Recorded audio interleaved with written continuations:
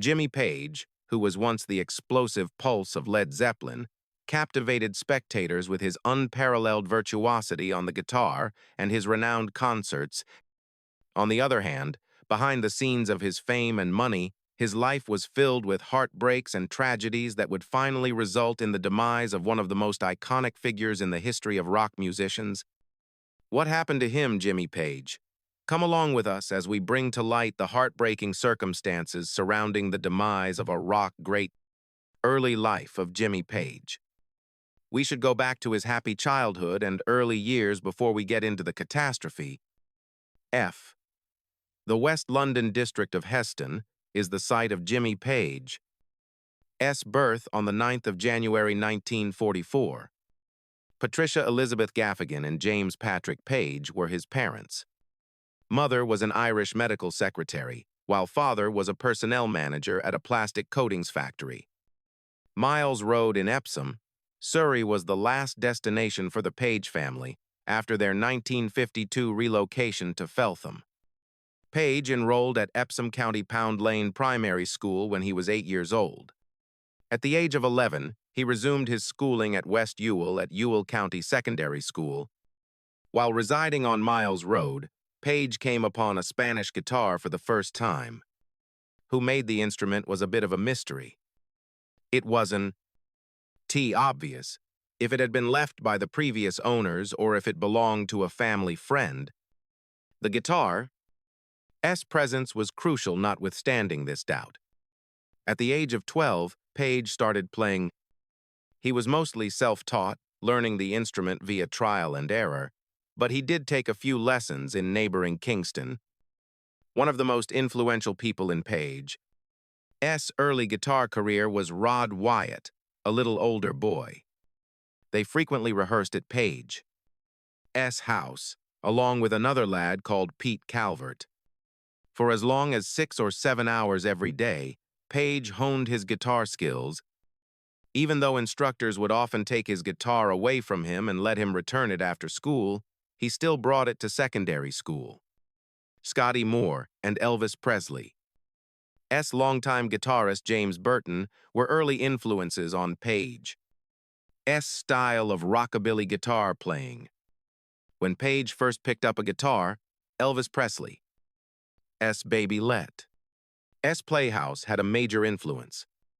On a subsequent live performance of Whole Lotta Love, for the song remains the same, he paid homage to Moore's technique.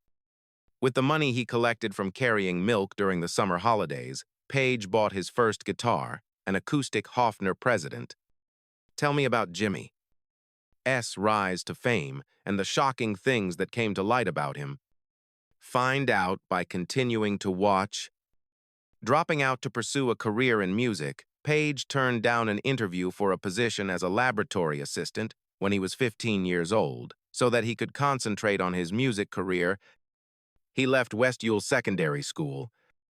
This choice was reached during a heated argument with Miss Nicholson, the school's deputy head, who was quite critical of his aspirations to pursue music. Page had completed 4 GCEO levels before the school let out at the 5-year-old age limit. Despite the disapproval of several school administrators, his determination to pursue music led him to drop out of school. Page had a hard time securing consistent engagements and trustworthy bandmates. Considering the dearth of options, he frequently collaborated with whichever bands or individuals could put together a performance. He performed at the Mermaid Theater recitals with beat poet Royston Ellis from 1960 to 1961. Additionally, he became a member of vocalist Reddy Lewis's backup band. Lewis suggested Page to Chris Tidmarsh, who was Lewis's manager, after seeing him play with the Paramounts at Epsom's Contemporary Club. In the band, the Redcaps, Page succeeded guitarist Bobby Oates. Singer Neil Christian saw Page's potential and asked him to join the Crusaders, his band. Christian was blown away by Page's performance at a neighborhood venue. For over 2 years, Page accompanied Christian and the Crusaders on tour and contributed to many of their albums, notably 1962's The Road to Love. Page was forced to halt his touring career due to a severe case of glandular fever when he was working with Neil Christian. While he was healing, he decided to pursue painting, another of his passions, instead of continuing his music career. His decision to pursue painting at Surrey Sutton Painting College suggests he is interested in more than just music as a creative outlet. Page was a regular at the Marquee Club when he was a student, playing with groups like Cyril Davy, All-Stars and Blues Incorporated, which was Alexis Corner's band. Jeff Beck and Eric Clapton were among the notable guitarists he shared the stage with. The Worrying Kind was one of the tracks he recorded for Columbia Graphophone Company after being recognized by Brian Howard and the Silhouettes. John Gibb one night. Mike Leander of Decca Records gave Page frequent studio work, which was his first big break. What made the change for Jimmy to become a session guitarist full-time? We will discover. Transition to full-time session guitarist. After playing in a few bands, Carter Lewis and the Southerners, Mike Hurst and The Method, Mickey Finn and the Blue Men Page opted to devote himself fully to session work. Throughout this period, he went under the stage name Lil Jim P. For the sake of avoiding being confused with Big Jim Sullivan, another famous English session guitarist, if the band required a guitarist or drummer, Page might be called upon to fill in. At first, he was allowed a lot of leeway during sessions since he couldn't read music. Producer Shel Talmy began using Page as a session guitarist, and soon after, he was contributing to songs by artists like The Who and The Kinks. He may have contributed to the B-side I Gotta Move and played the acoustic 12-string guitar on 2 songs on The Kinks' debut album, I've Been Driving on Bald Mountain, and I Am a Lover Not a Fighter. Although Pete Townshend was apprehensive about including Page's participation at first, he performed rhythm guitar on The Who's debut song I Can Explain and lead guitar on the B-side Bald Woman. Page worked tirelessly in the studio all through 1964 and 1965. As Tears Go By Mary Ann Faithfull, Everyone's Gone to the Moon by Jonathan King, Tobacco Road by the Nashville Teen, Heart of Stone and We. Re-Wasting Time by the Rolling Stones, Baby Please Dawn. Go, Mystic Eyes, and Here Comes the Night by Van Morrison, and Them were all songs on which he performed. Along with Dave Barry and Brenda Lee, he contributed to Shirley Bassey's Goldfinger and Petula Clark's Downtown. Page played guitar on the score for The Beatles' 1964 film, A Hard Day's Night. The Rolling Stones. Manager Andrew Luge Oldham recruited Page in 1965 to work as the label's house producer and A&R man for the brand new Immediate Records. John Mayall, Nico, Chris Farlow, Twice as Much, Clapton, and others were able to utilize his production and playing skills thanks to this position. He was also responsible for producing Thank You Boy, an early song by Dana Gillespie. While he was in this phase, Page had a brief songwriting collaboration with his then-girlfriend Jackie DeShannon. He co-wrote and co-produced the album The Morini Wishful Album by John Williams and Big Jim Sullivan, contributed as a session musician to Sunshine Superman by Donovan Leitch, Release Me by Engelbert Humperdinck, June Aum and Je suis na dans la rue by Johnny Halliday, Love Chronicles by Al Stewart, and With a Little Help from My Friends by Joe Cocker, among other albums. For Jimmy, whatever band did he initially play in? Find out by continuing to watch. The Yardbirds.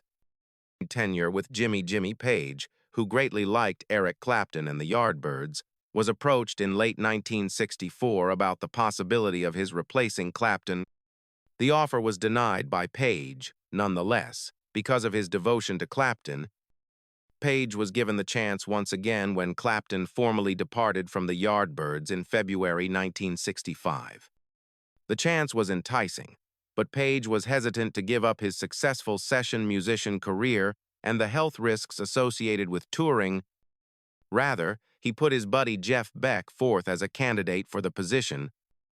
At London SIBC Studios on the 16th of May 1966, Page, bassist John Paul Jones, drummer Keith Moon, pianist Nicky Hopkins, and Jeff Beck recorded Bolero, Beck's song.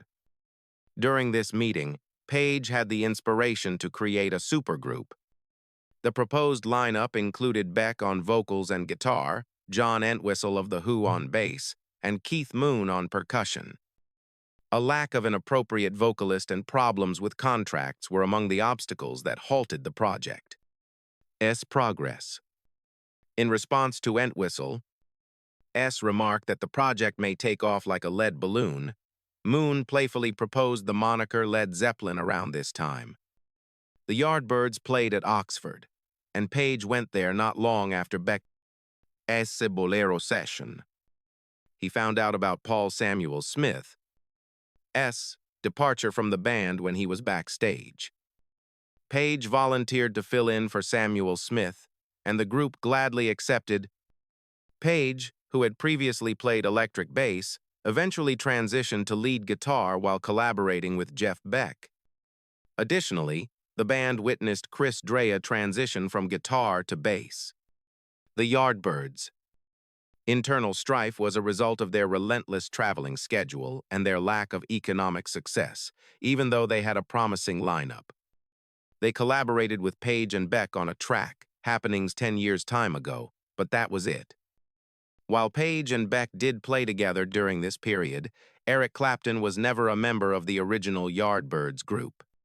However, in 1983, during the ARMS benefit performances, all three guitarists took the stage together again.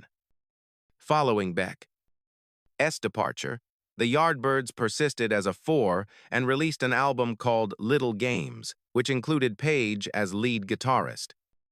The album peaked at number 80 on the Billboard 200 and was met with poor reviews, hence it failed to attain commercial success. Unlike their more mainstream studio work, the Yardbirds' live shows were more harder and experimental, with songs like Dazed and Confused, including aspects that Page would subsequently perfect with Led Zeppelin. Page had to finish up the Yardbirds' tour dates in Scandinavia in 1968 because Keith Relf and Jim McCarty had both left the band.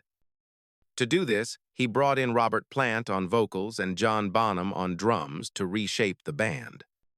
One of Page's old friends, John Paul Jones, also became a member of the gang. As part of their Scandinavian tour, the band changed their name to the New Yardbirds.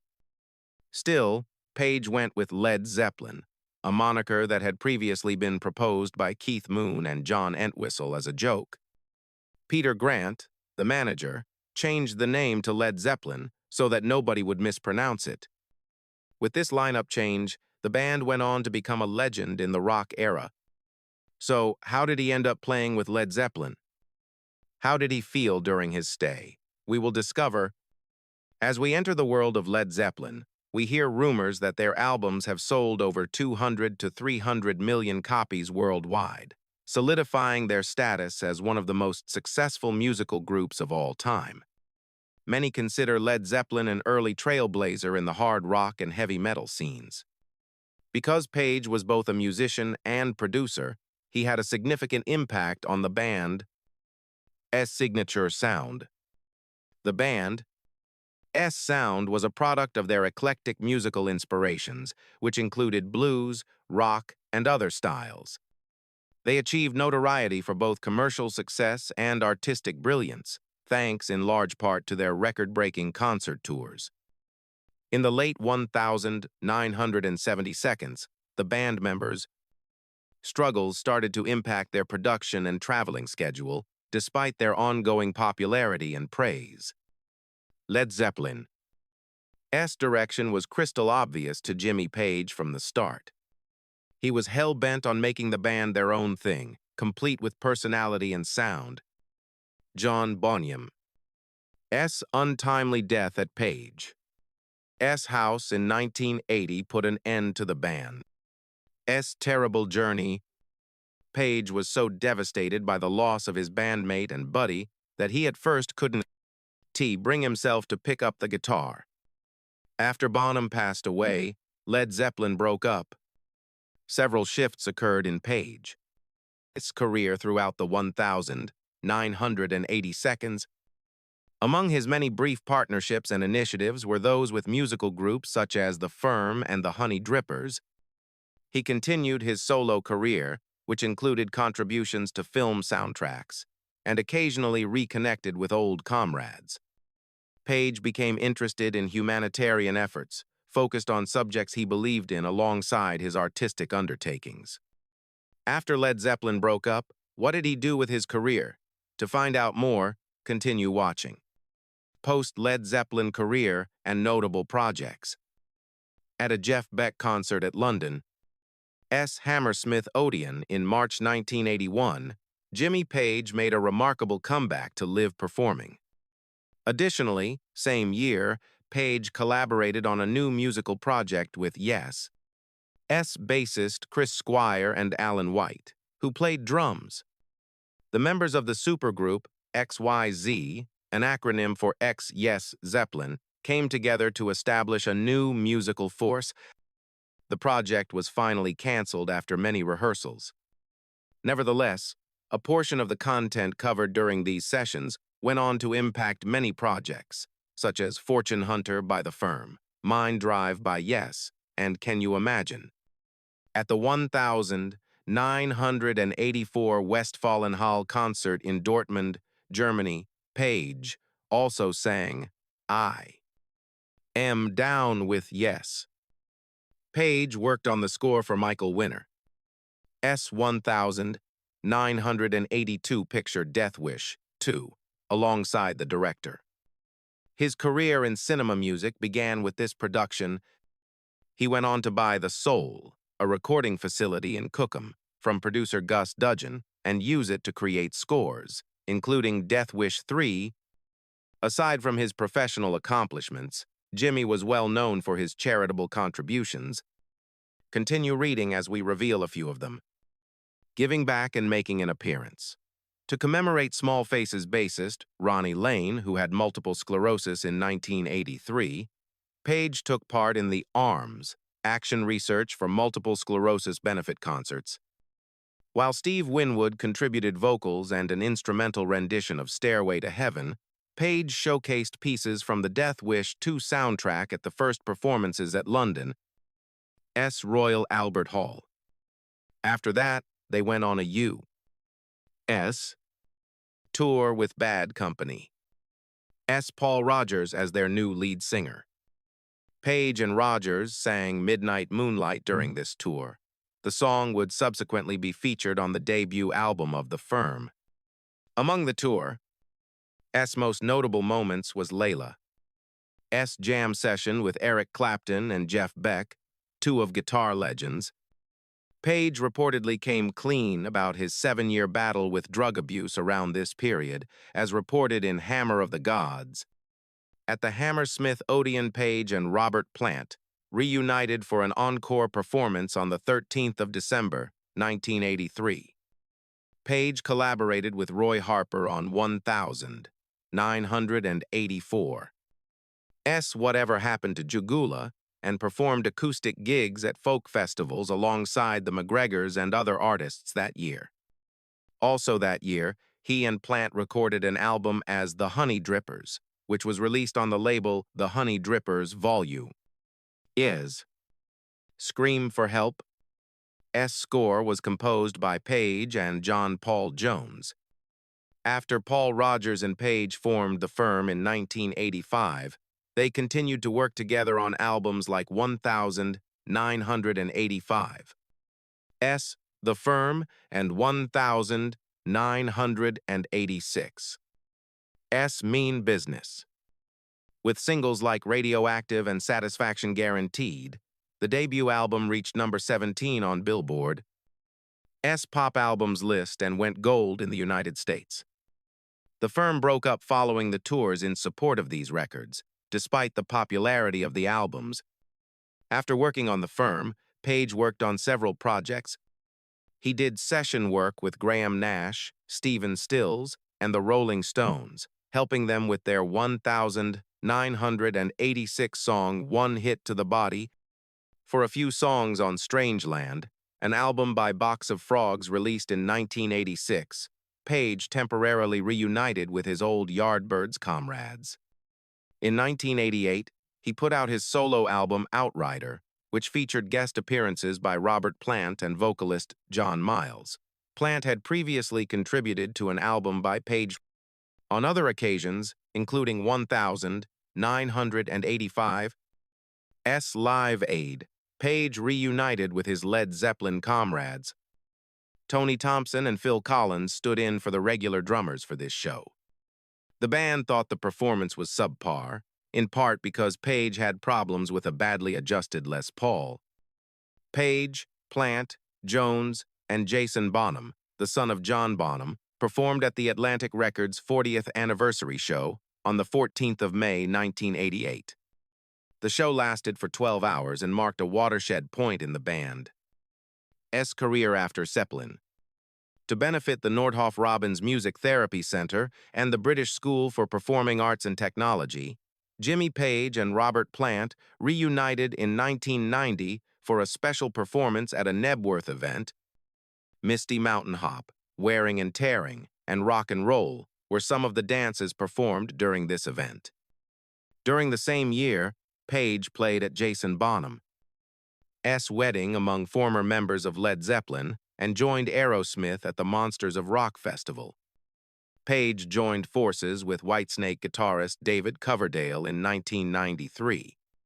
Coverdale, Page, and a short Japanese tour were the products of this partnership. When Jimmy reunited with the other members of Led Zeppelin, how was it? Find out by continuing to watch The Reunion of Page and Plant.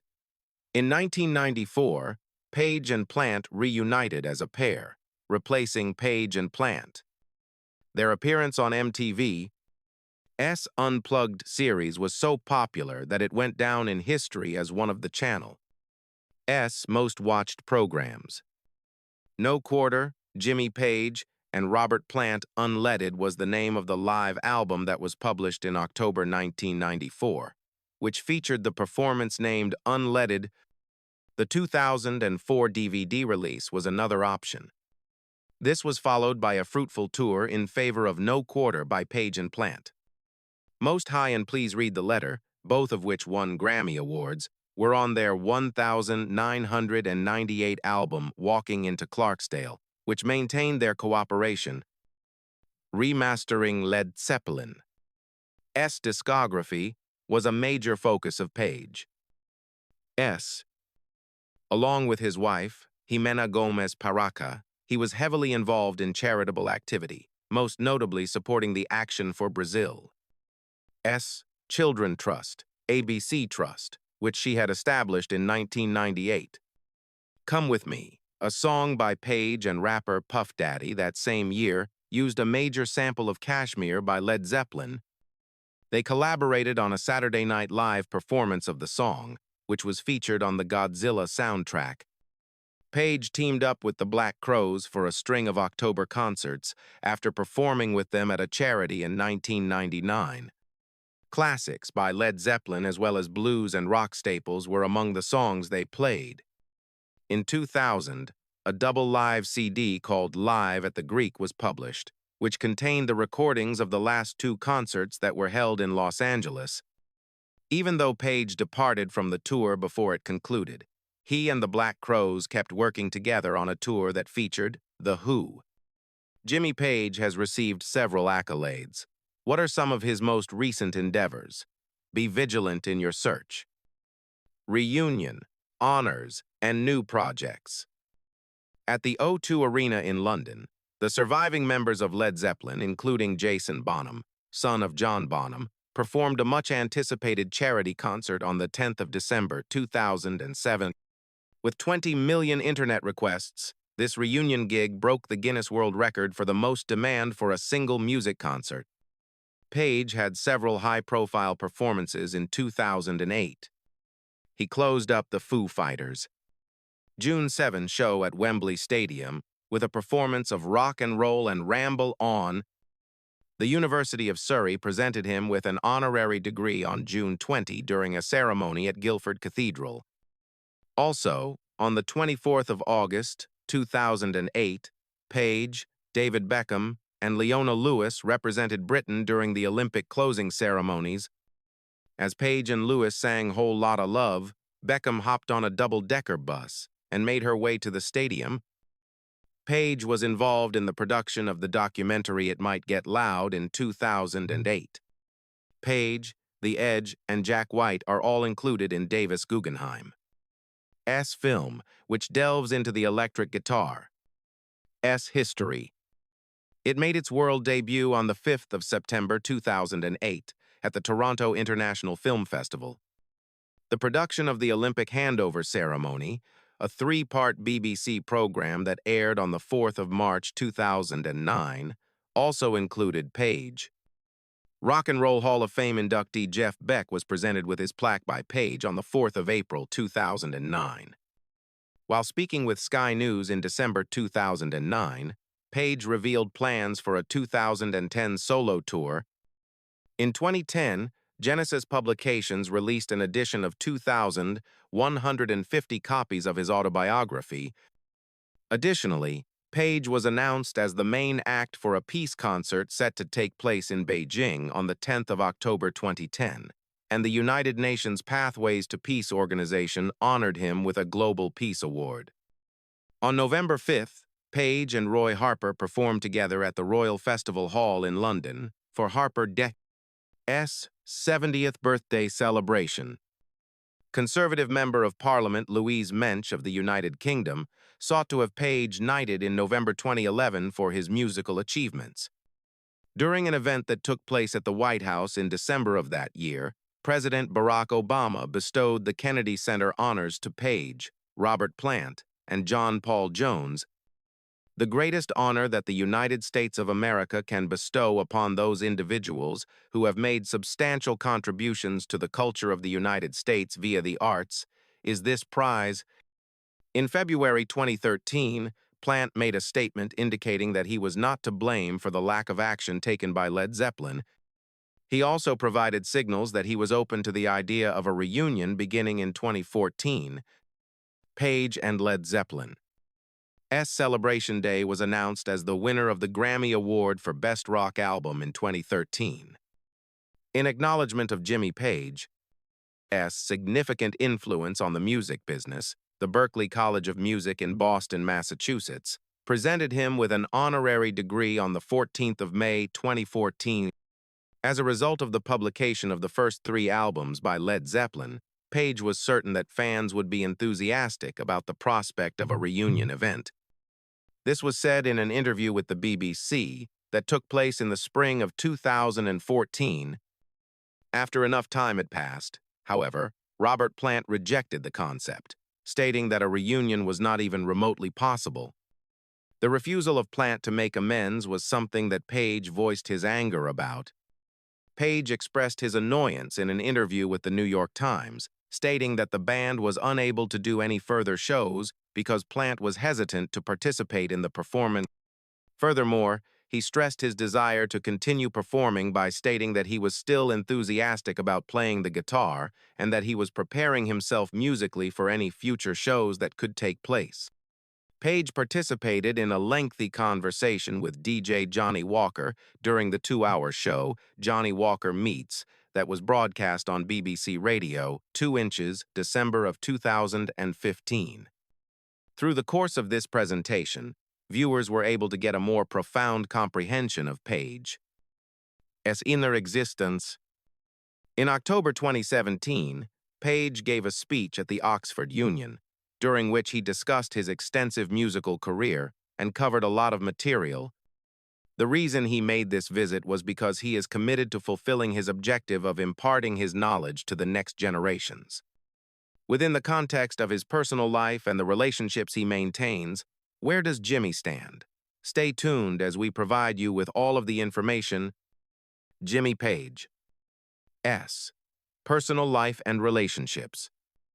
Jimmy Page had a love relationship with Jackie DeShannon, an American recording artist, throughout the 1,960 seconds, but the relationship ended. Tangerine, a song written by Page and later recorded by Led Zeppelin, is said to have been influenced by DeShannon, according to information that has been established. Beginning in the 1,970 seconds and continuing until perhaps 1982 or 1,983, Page was romantically involved with the French model Charlotte Martin. Page addressed to her as "My Lady" warmly and kindly. They welcomed a girl into the world in 1971, and she was given the name Scarlett Page. Since then, Scarlett Page has moved into the field of photography. In the course of his time spent touring with Led Zeppelin, Page's opinions regarding groupies were considered to be particularly problematic.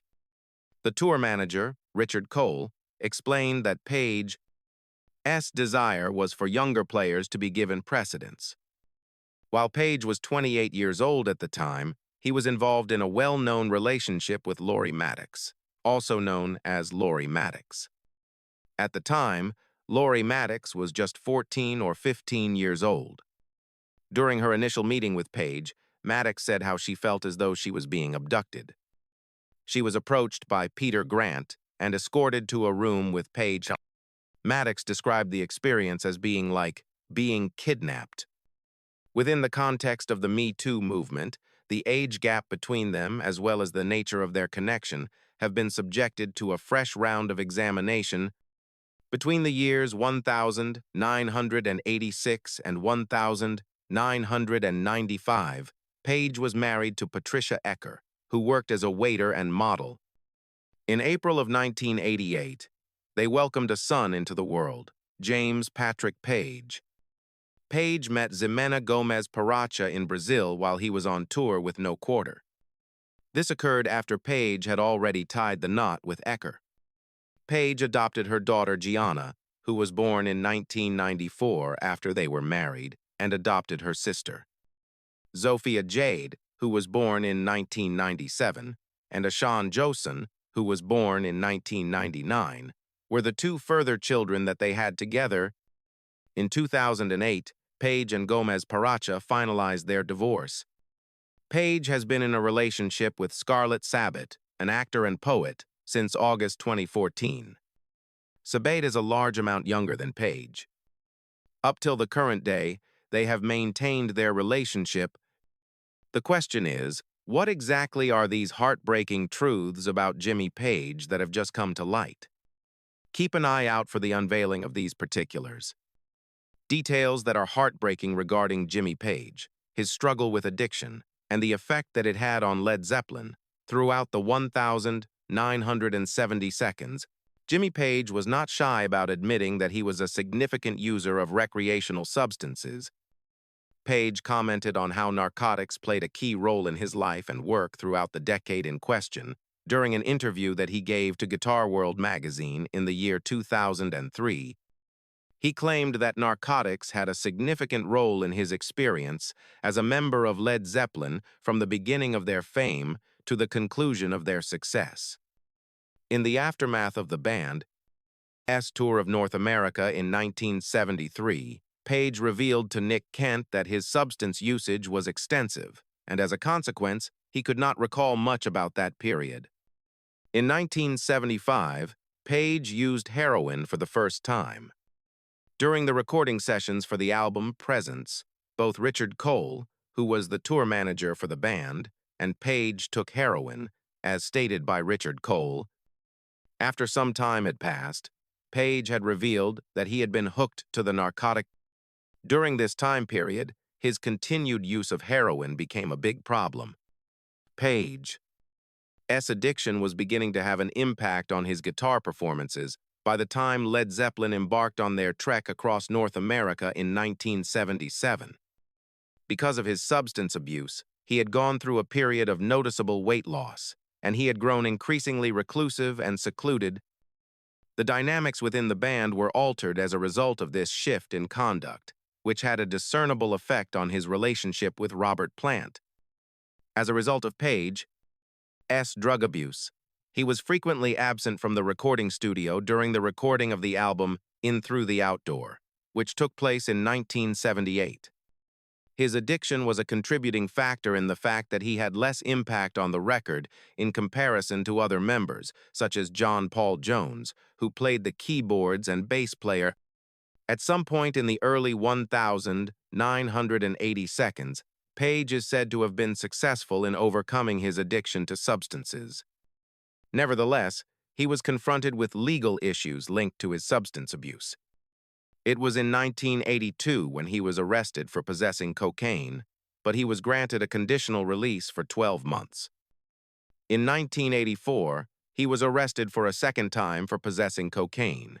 Nevertheless, he was simply given a fine instead of being sentenced to jail time, which was an exceptional outcome for a repeat crime. During an interview that took place in 1988 with Musician magazine, Page had a negative reaction when the interviewer brought up his acquaintance with heroin. In response to the question, "Do I look as if I am a smack addict?" he vehemently denied that he was a drug abuser. "I am not. It is very much appreciated." It is clear from this reply that he wants to put some space between himself and his previous substance abuse problems and present himself in a new light.